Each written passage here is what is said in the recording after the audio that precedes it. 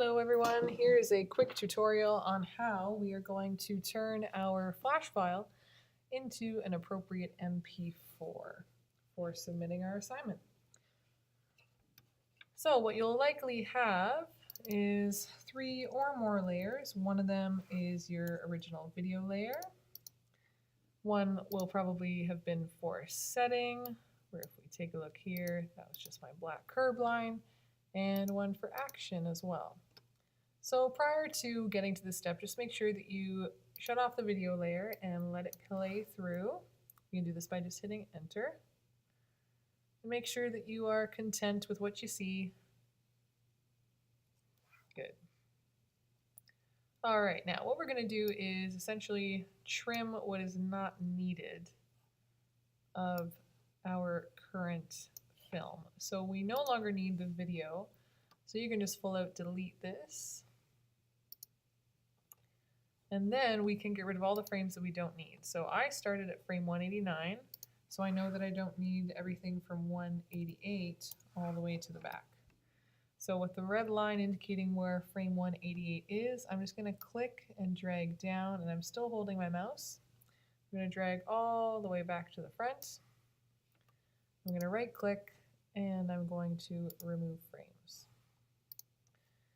And now, for the next portion, 127 was my last one. Remember that the numbers have adjusted now because my first frame is number 1 as opposed to 185.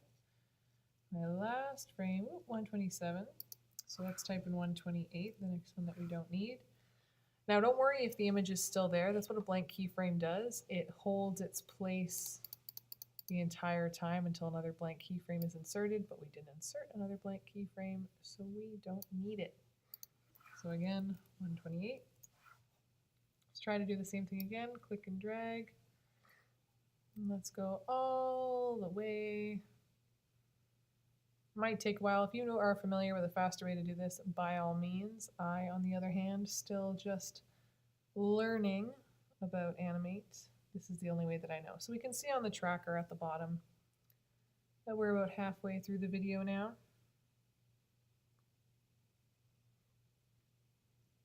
And it keeps going and going and going. So I'm still clicking and holding. I'm just pulling my mouse far off screen until we get to the end. And when we get to the end, we are just going to right click and remove frames. So now we'll bring our tracker all the way to the front and we'll hit enter just to make sure that everything we need is included. And it is, perfect. Wonderful. So it's been trimmed accordingly. And now on to the fun step, and I mean that sarcastically, exporting. File, export, and we want to export video, not movie. So exporting video.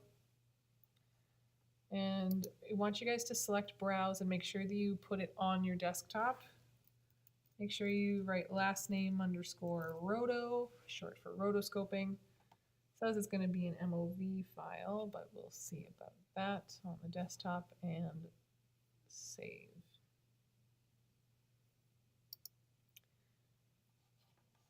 And we're fine with the rendering size. Everything is good here. We are going to convert the video in Adobe Media Encoder. So when we click export, you will see that a new program is now launching, and that is Adobe Media Encoder.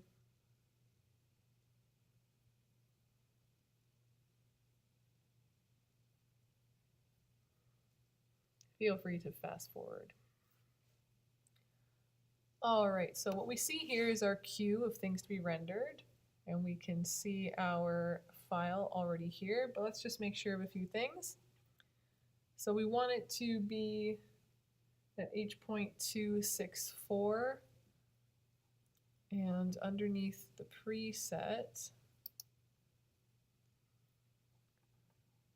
we have format H.264, which is good. And let's do HD 720. And we're going to do 23.976 because that'll get us closest to a 24 frame rate. Good. Oh, actually, let's just put it at 24. And it'll revert back to custom, which is fine. So frame rate at 24, it's now been set to custom, which is A-OK. And now we can click OK for this portion. Your time frame should say 4 seconds. I did more frames than necessary, but you should have 4 seconds here. So let's click OK. And then now for output, just make sure that it is going on your desktop, and it is. It's going to be an MP4. So we can hit save. Now it's indicating that it is ready to go. So in order to now convert this, we only have one video in the queue, so we can hit the little start queue button. And now, there we go. On my desktop, it just popped up. Let's do a double click. Click play. And there it is in all of its great glory. Awesome. And this is the file that you guys are going to be submitting to the Dropbox on Schoology. Don't forget about your written work as well. You have your schedule where updates should be noticeable, as well as your written reflection.